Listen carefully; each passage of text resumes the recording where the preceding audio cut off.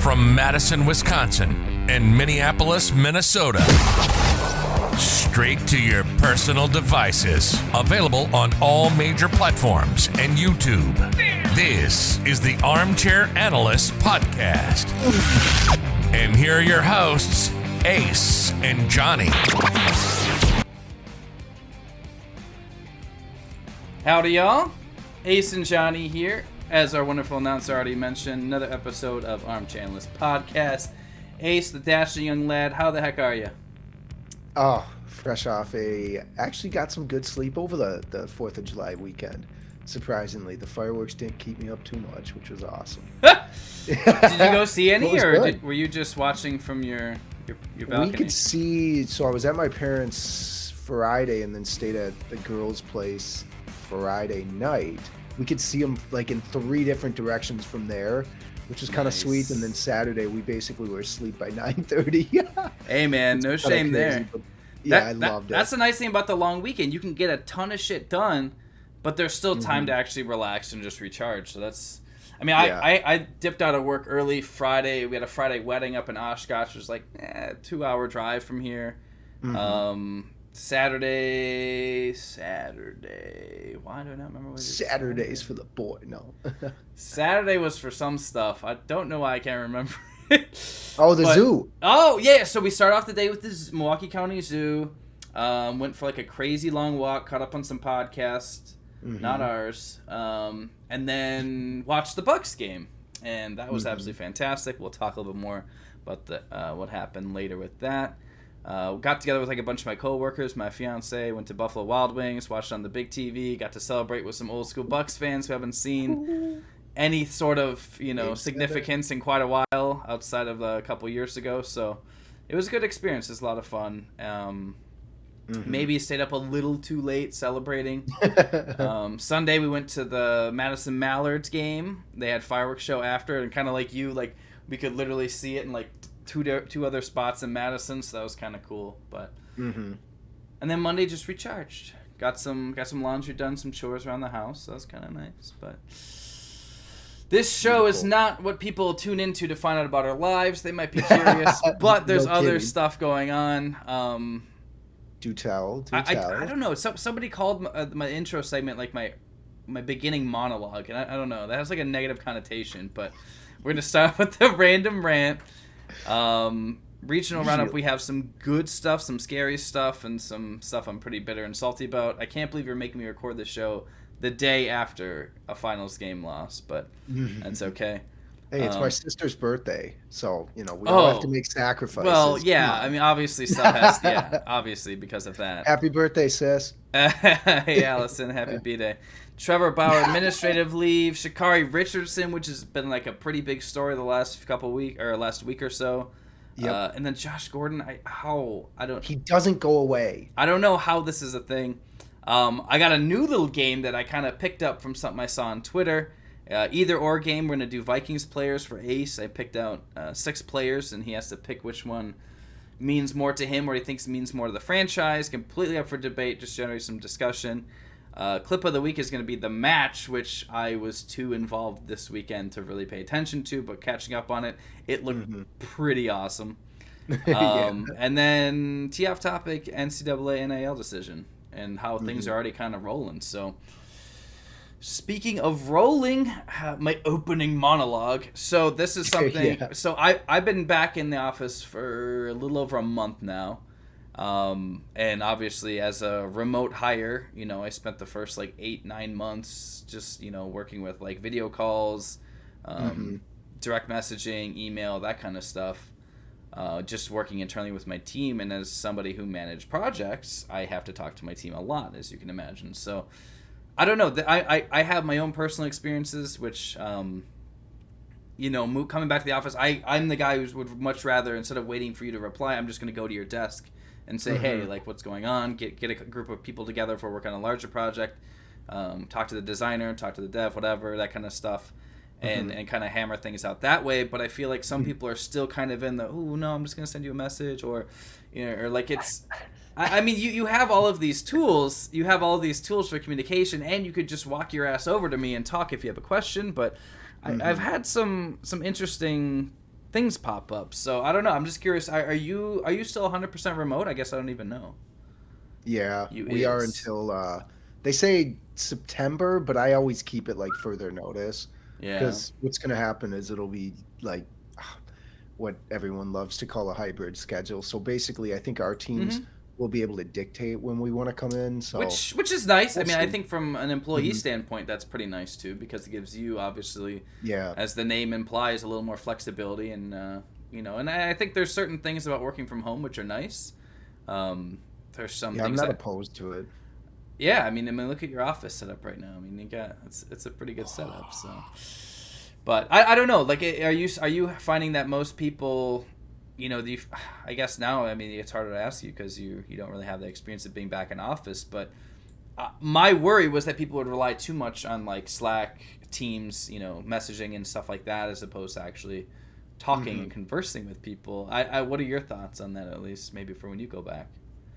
I would much rather converse. I usually try to get into video chats if at all possible because I Oh, just like think that this? face to face. Yeah, Hey. yeah. Look what we do. No, the face to face interaction's super important to me, and Mhm. it's no matter where I work, I like to keep that, even if we are working remote, just to be able to Sure. see somebody, to see the reactions is important to me. And I know, especially I've had to, you know, not to toot my own horn, but Doot doot. they've involved me in interviews, like interviewing candidates, within the last year and a half or so, which is kind of a unique, cool experience at the same time. And so you obviously in that setting, you hope it translates over to like large scale meetings too Yeah. for Well, actual project work. that's actually another catalyst for me opening this discussion because we had a Mm-hmm. kickoff meeting after an accepted proposal for one of our clients, and it was the Ooh. first in-person meeting.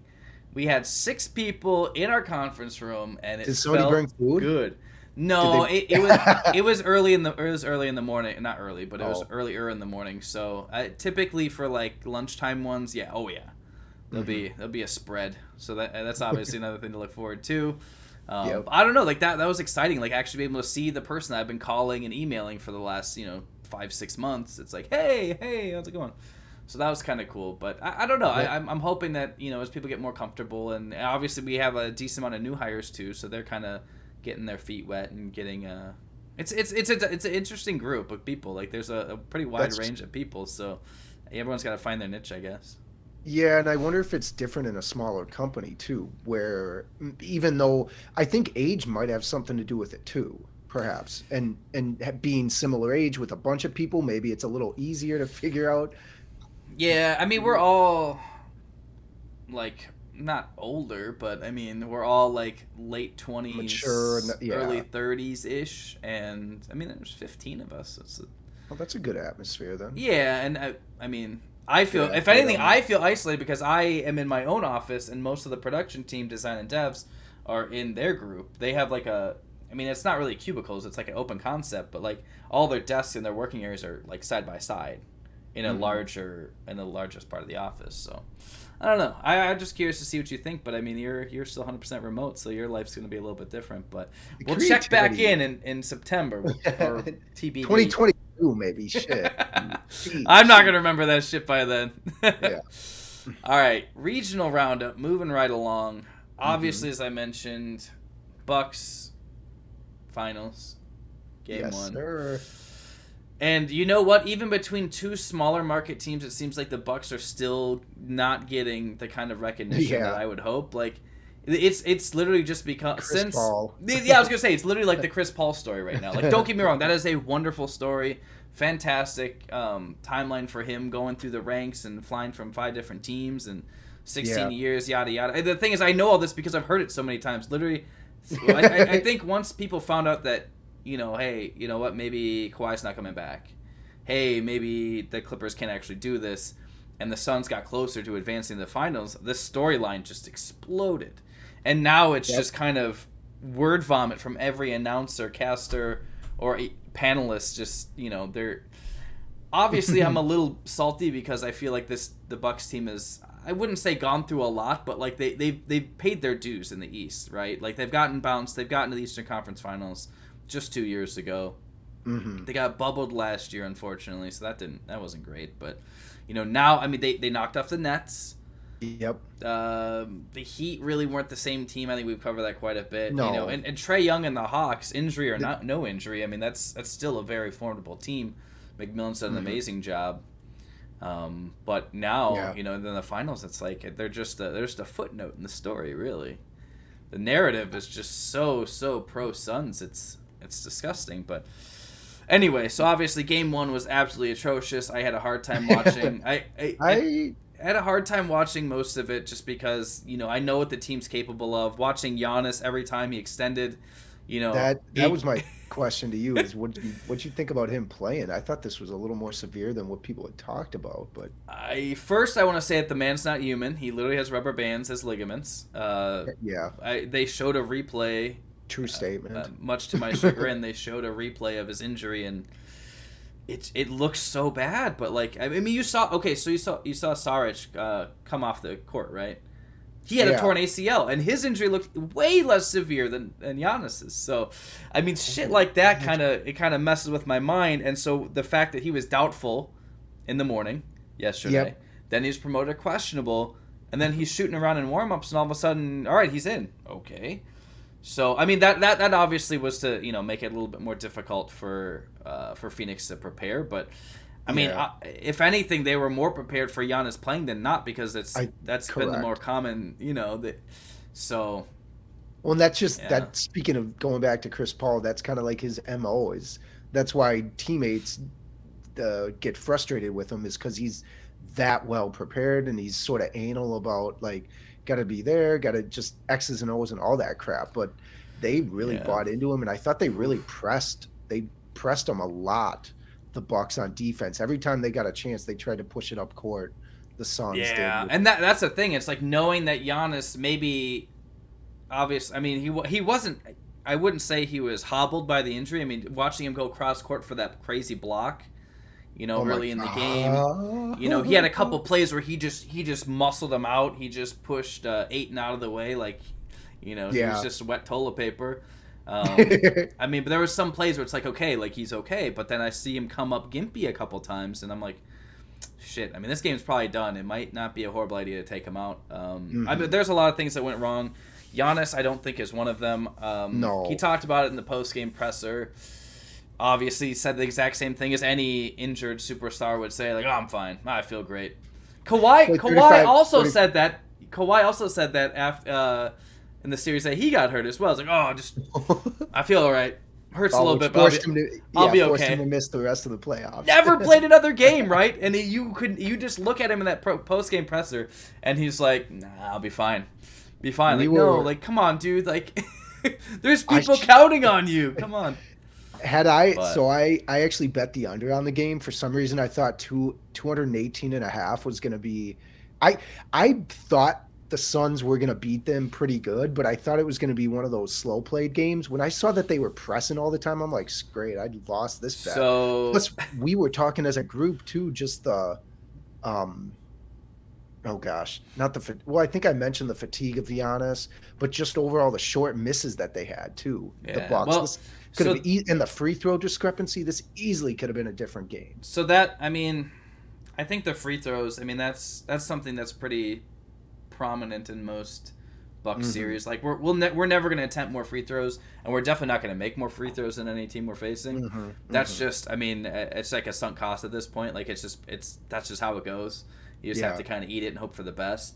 What worries me is watching those closeout games against Atlanta, watching Drew just absolutely tear it up, play super aggressive, play amazing on both ends of the court.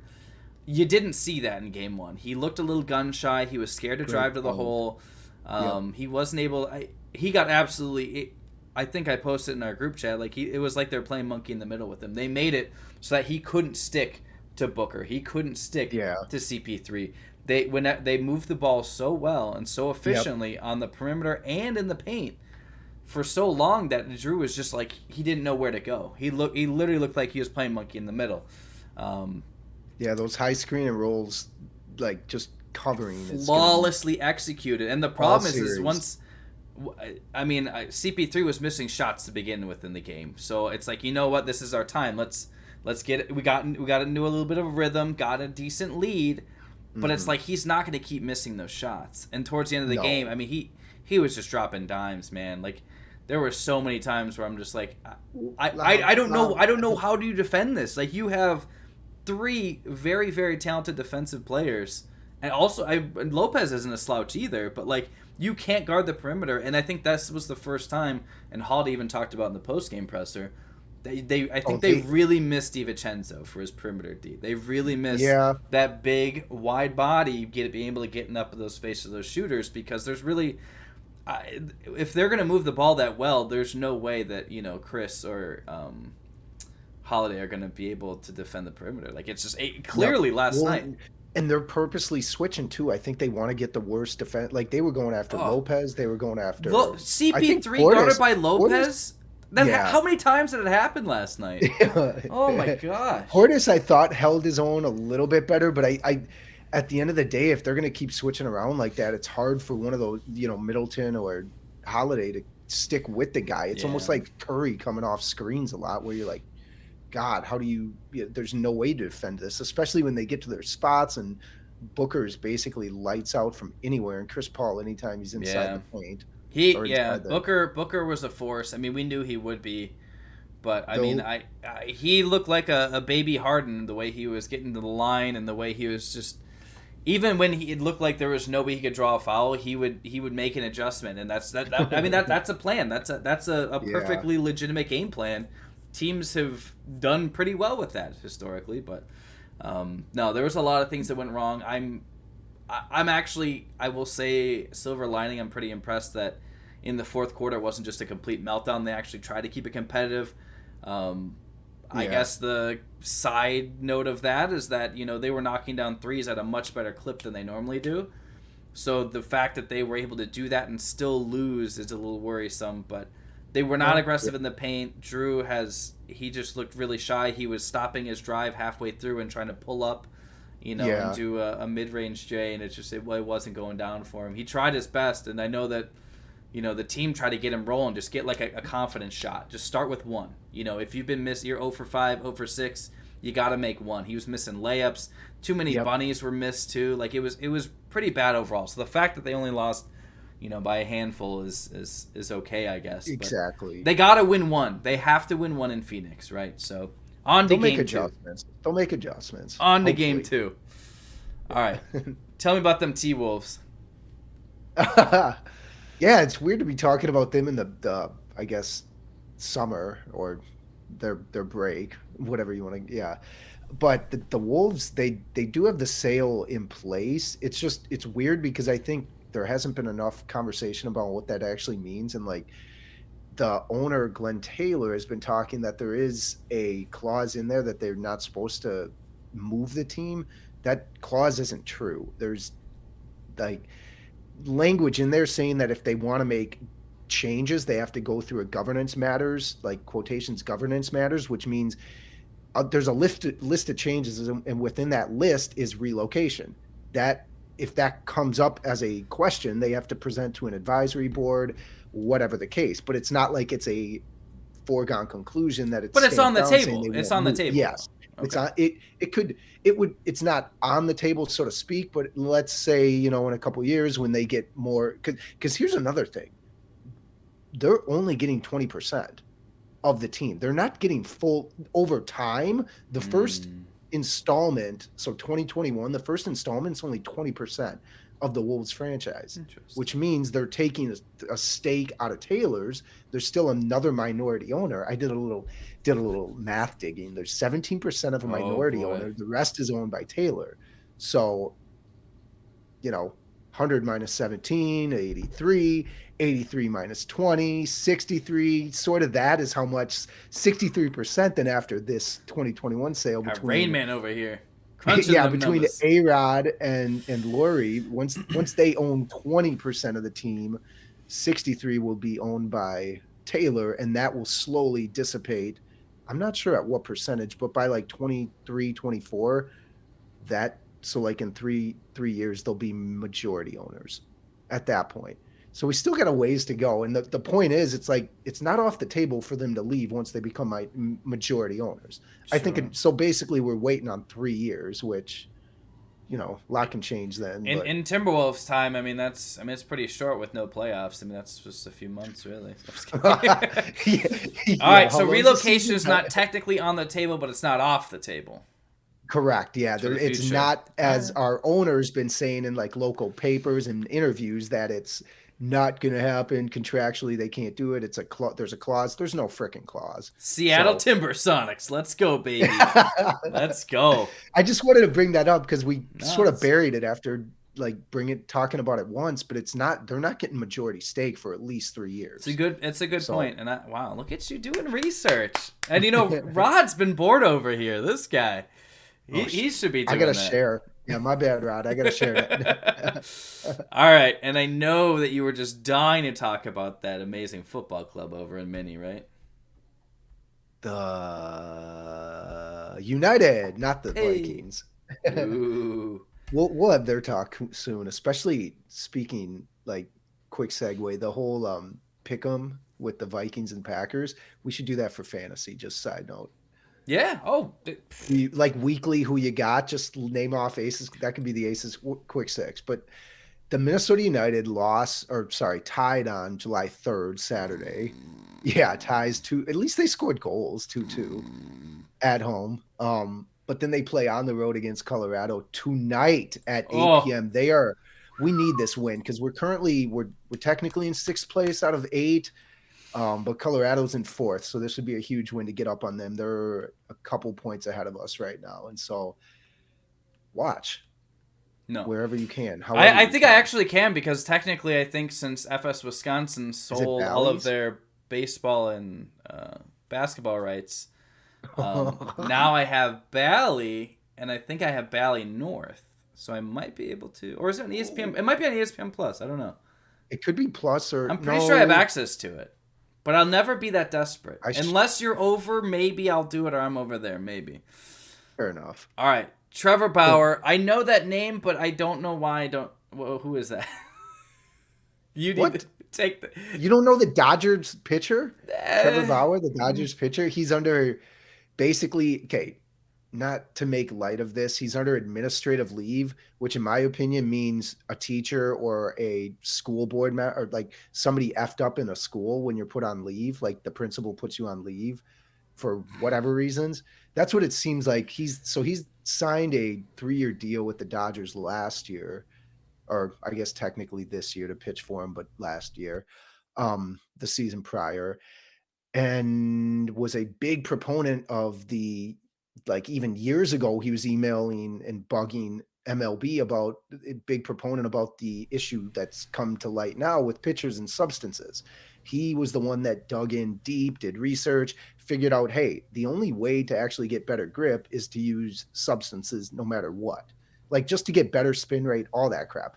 And lo and behold, all this information comes out. Josh Donaldson, we had a clip of the week where he's basically, Twins third baseman's basically bearing put him on blast, and Trevor Bauer, saying that they're kind of the instigators behind this.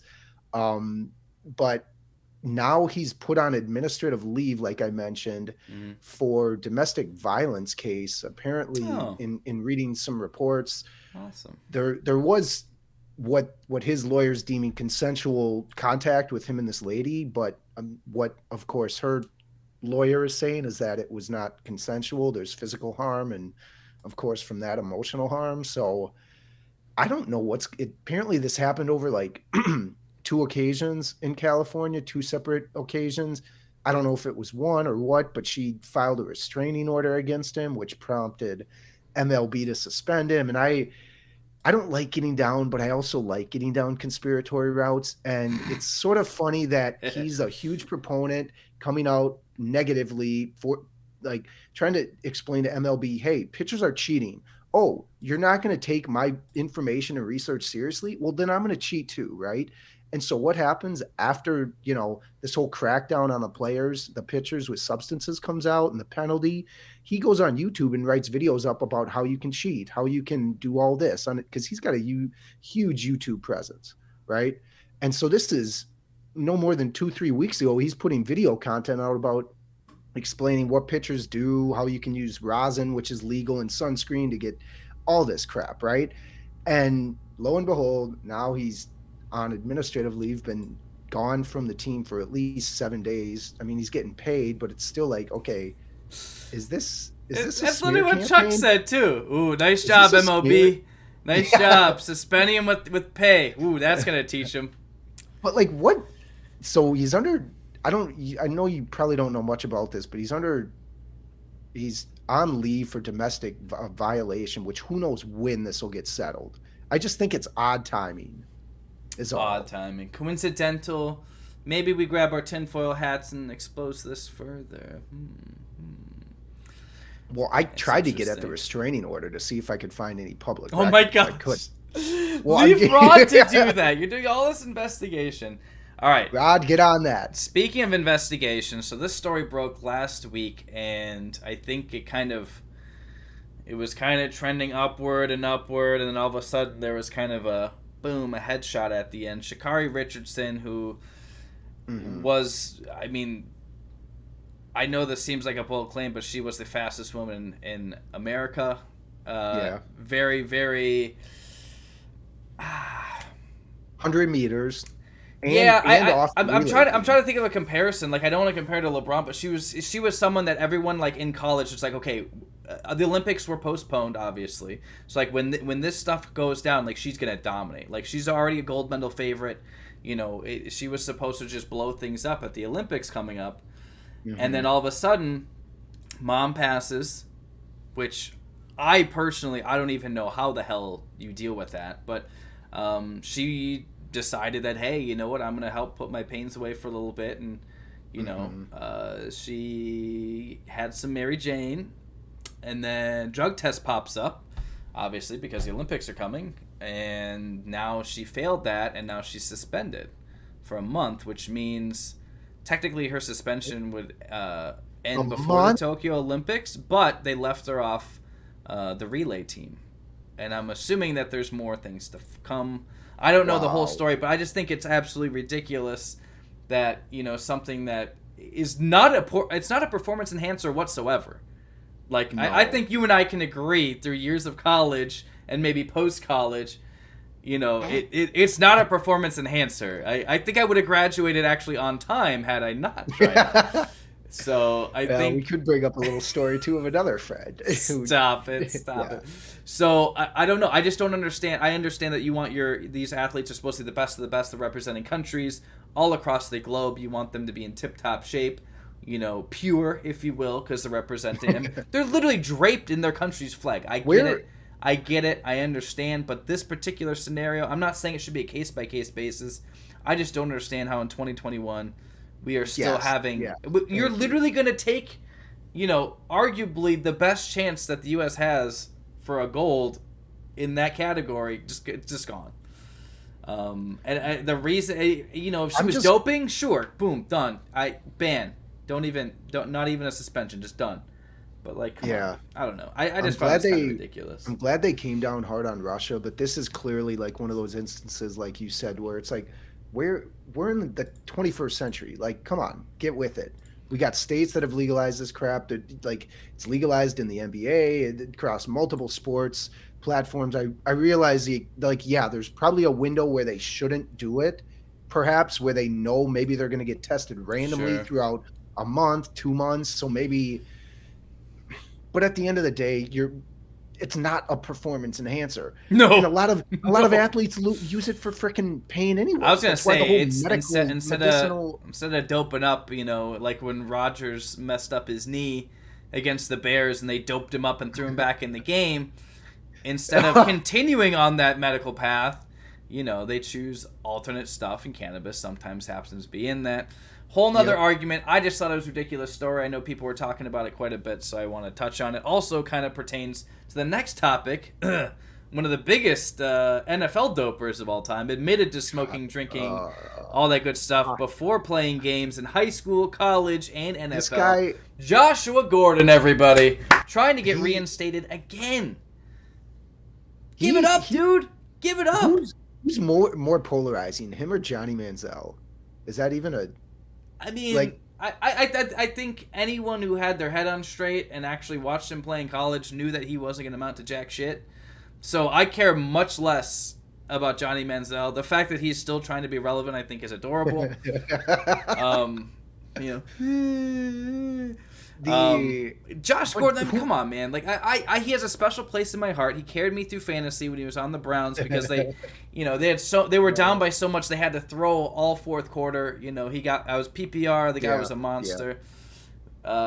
Didn't win that league that year, so he's not my favorite player of all time. But this is what, like, strike 17 now? I don't know. Like, it's correct. That's where it gets. Why bother, man? Like, yep. Why bother? I don't know. Like, what's left in his tank? What did it say? If there's any teams interested, or was it just merely okay? You know what? I care. I care. I found it outrageous that he was trying again, but I care so very little because. This story we've seen with Alden Smith, we've seen with Gordon like at least 4 other times. Other players who have had, legal things that have kept them out of the NFL or what have you, mostly just getting in their own way and preventing their own success. So I can have Rod pull up some numbers, but I don't think that what team would do that? Like, what team would invite that kind of calamity? I don't know. Like, I'm not gonna say locker room cancer, but locker room cancer. Like, correct. There's too much depth, I think, now at the receiver position, or there's almost a brotherhood, so to speak, and I feel like he's already been there, done that. There's a new wave that has come. He ain't a spring chicken neither. Yeah. So great point. Maybe the Patriots. They're getting rid of that Harry. He was already on the Patriots. He was already on the Pats. Yeah, that was with Brady. Who cares? Belichick couldn't correct his ass. Get out of here. All right. Now that we're on the football tangent, this is a little game I picked up from Twitter. Devontae's new deal is a pretty big topic, a little polarizing in the Packer community, but I saw it on Twitter where it started with like, which Jordy Nelson, Devontae Adams. I'm like, Jordy, fan favorite, household name, everyone's crazy over him, had a cerebral connection with Rodgers, but Devontae's just a better player. He has that same kind of connection, but it's just like he's just so much more talented. And that's not me picking a player, based on my personal preferences. That's just the stats, man. Jordy had an amazing career, but Devontae is just a monster in his own. So, turning it to you, I kind of want to let's do some Vikings players. So this is kind of going through history. You've got like your baby days, and you got like present 90s, 2000s, and then pretty much like right now. So, Randall Cunningham or Dante Culpepper. Now, is this who I think is best player, or who I want? Who would you take if you could only have one in franchise history? If you have one or the other, who would it be? You take Randall Cunningham, who carried them. You mean I could have the Culpepper? So close to the Super Bowl. Could I have the Culpepper? The dance. It's the player, man. It's the player, not the No, Cunningham could absolutely sling it. That guy was one of the more accurate quarterbacks, same with Warren Moon, that don't get enough credit. I would totally pick Cunningham, especially he was on the 98 team. I hope I'm remembering. Yes, yeah, absolutely. Throwing bombs to Moss and Carter and Jake Reed, I believe, was the third. Unless he was on 2001. Whatever. All right. So, Randy C. Noted. All right. Because you mentioned Randy Moss or Adrian Peterson, 2 of the most prolific players. Moss that quick? Yeah, why? Because he didn't hit his kid with a switch? Wow. I mean, sadly, that crossed my mind when I'm rating a guy. Okay, the game, I will never forget the game where Peterson ran. Like, it was against the Chargers. They ended up, I think they beat us because they ran back the kickoff, like a field goal. They ended up running back a field goal like 108 yards or something like that. We had missed it, but somebody was standing back there. But he broke the single game rushing record. Oh yeah, it was like 278 or something crazy. 296, I think. Yeah, it was insane the moves he was making and just how quick he could make a cut and just burst. But Moss, I mean, okay, you say that. How many games does Moss have that you can think of? For sure. Heck, some aren't even with us. Some are with the Patriots. I can think only the Vikings credentials. Okay, well, I can think of at least 3 games. I would say, yeah. I mean, AP generational talent, but like Randy Moss. Yeah. I mean, the Moon game, the Cowboys game.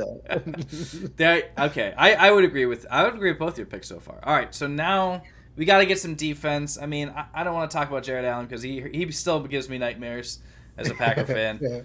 But I know that you were just so crazy about Patrick Peterson, so I want to compare him, juxtapose him with another very famed DB in Vikings history, Antoine Winfield Sr. or Patrick Peterson. Aw, sorry, Patrick. I gotta go with Antoine. You haven't seen him play.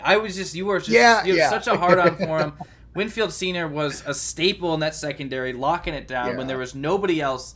There was so many years where he was the only person who was capable of doing anything on that defense. So, all right. And if he could teach all cornerbacks how to tackle now, like, right? That dude was the smallest player on the field. And he was 5'9", and he covered the number one receiver for what, 7 straight years? Something in like Minnesota, that. like absolutely insane. All right, I like that. I like your picks even more. You had a good head on your shoulders.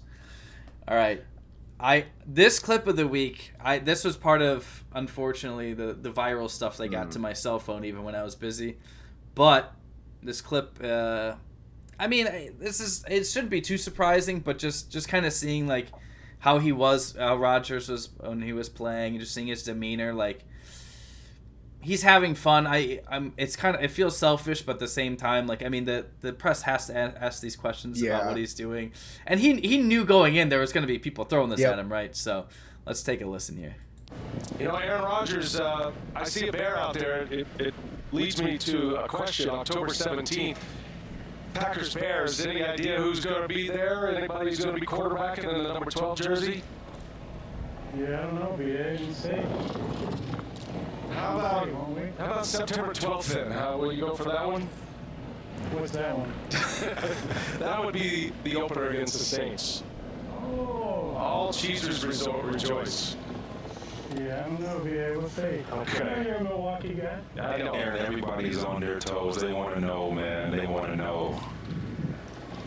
Yeah, but I mean, I'm just having a good time out here with Tom. I'm trying to talk to him about if he's going to keep playing or not, you know?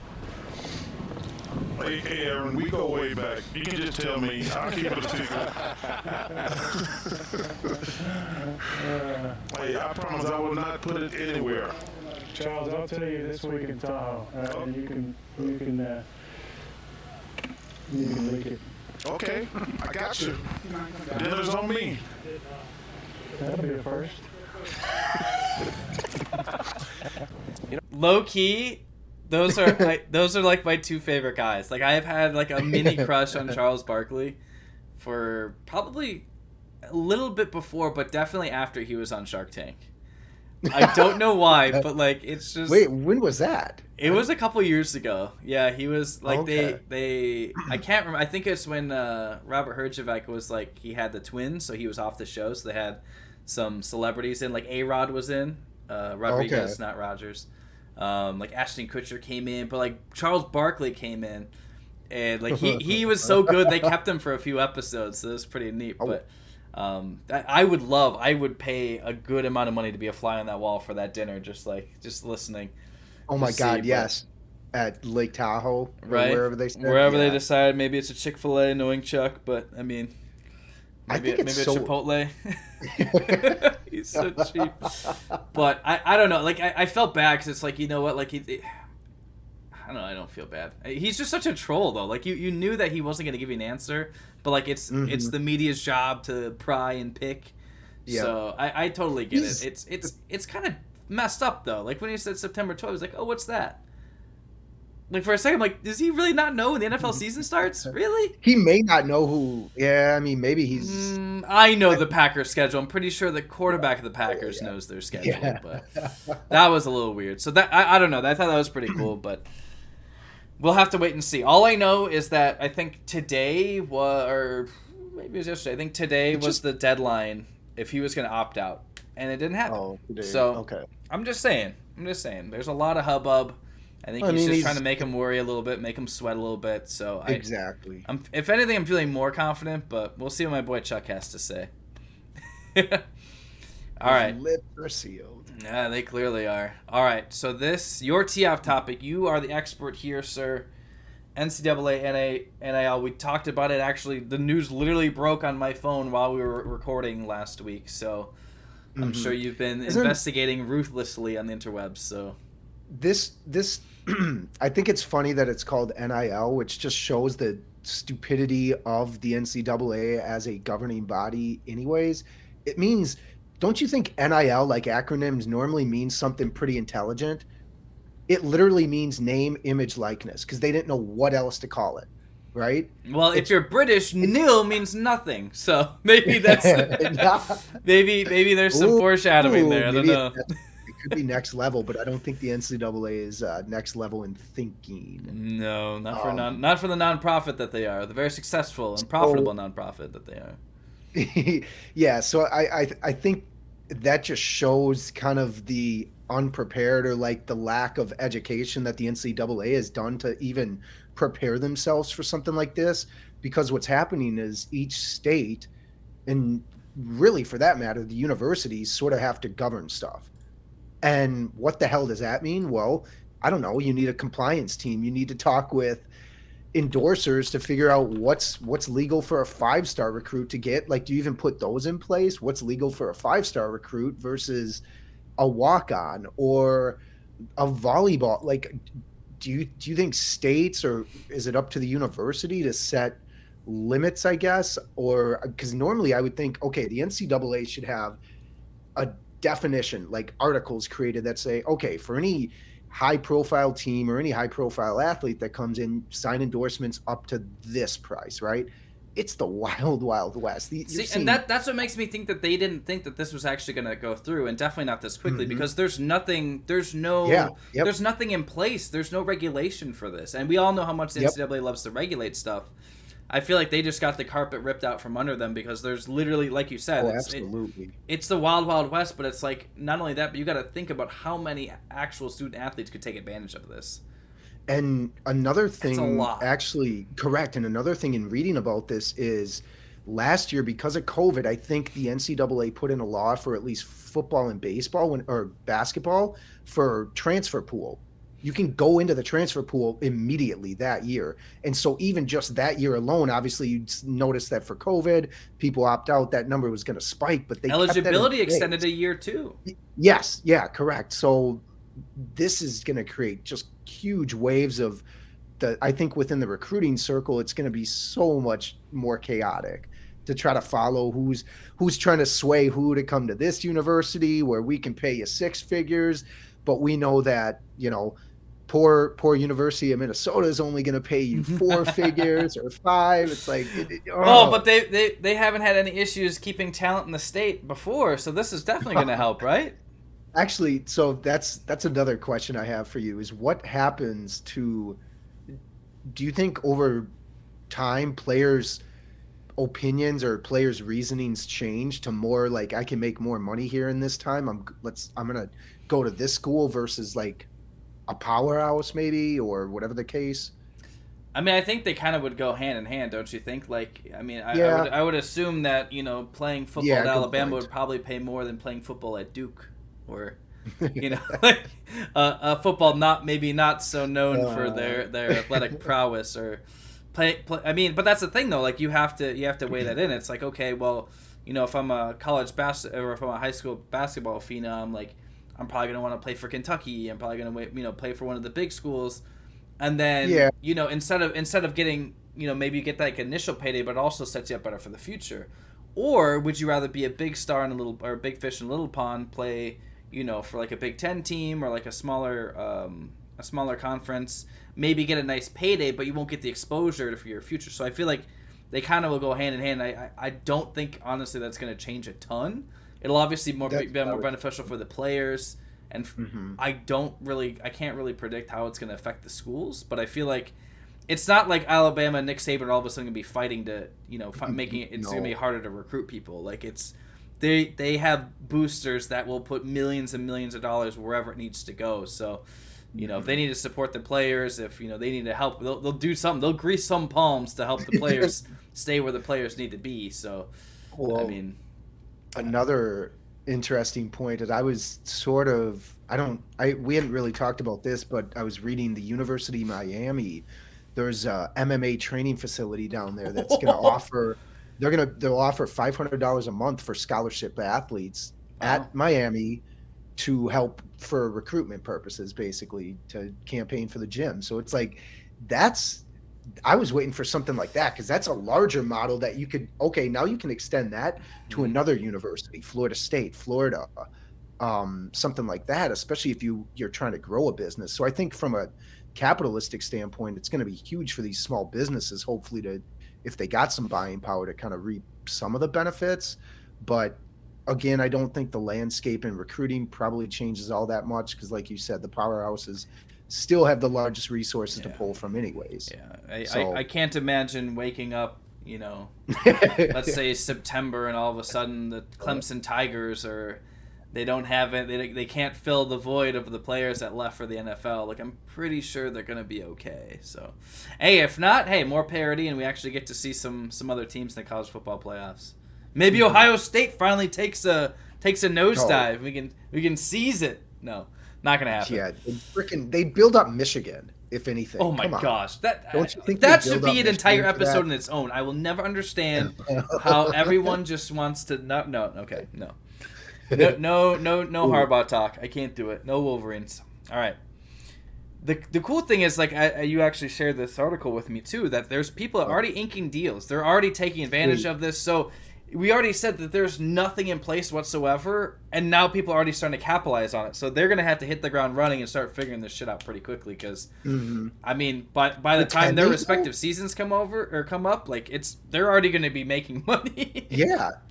And I mean, I look at it like this. What if for instance, these twin basketball players, I feel like they would be like the perfect example of influencers, even without being good at it. Sure. I mean, they're great at a sport, but it's like, how much is that actually helping their following? Probably maybe a little bit, but they're also fairly good-looking blondes that. Just slide that in, didn't you? Well, I'm saying, like, they could likely make this just like any other freaking influencer. So, what's to stop them from making money if they can take advantage of it?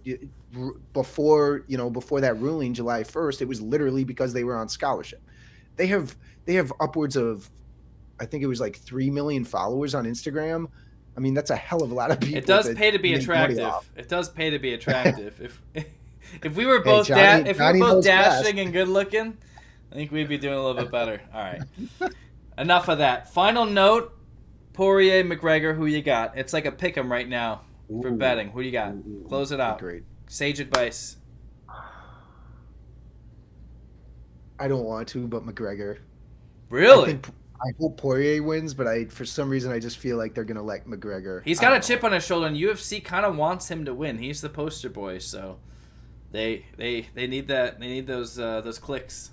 Although the memes after he got demolished last fight were pretty amazing. We'll see. It'll be a fun fight. There's Sugar Sean O'Malley, the Stephen Wonderboy Thompson, Gilbert Burns. There's some pretty good guys on the main card. It'll be a good ticket. It'll be a good ticket. We'll get rowdy. We'll do a video chat and watch it. God. I'm not paying that much. That is our show. Thank you guys so much for listening. As always, if you haven't already, definitely give us a follow, give us a share, review, like, whatever you can do. We want to get as many people listening to our nonsense as possible. Please. All right. Thank you guys again. Ace, it's been a pleasure, sir. Until next week, right? Yes, sir. All right. Yeah, we are out.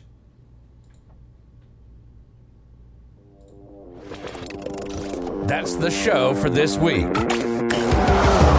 Check out Armchair Analyst on Twitter at AA Podcasts, on YouTube, or wherever you listen to your favorite shows. If this wasn't enough, be sure to check out armchairpodcast.com for more. See you next week.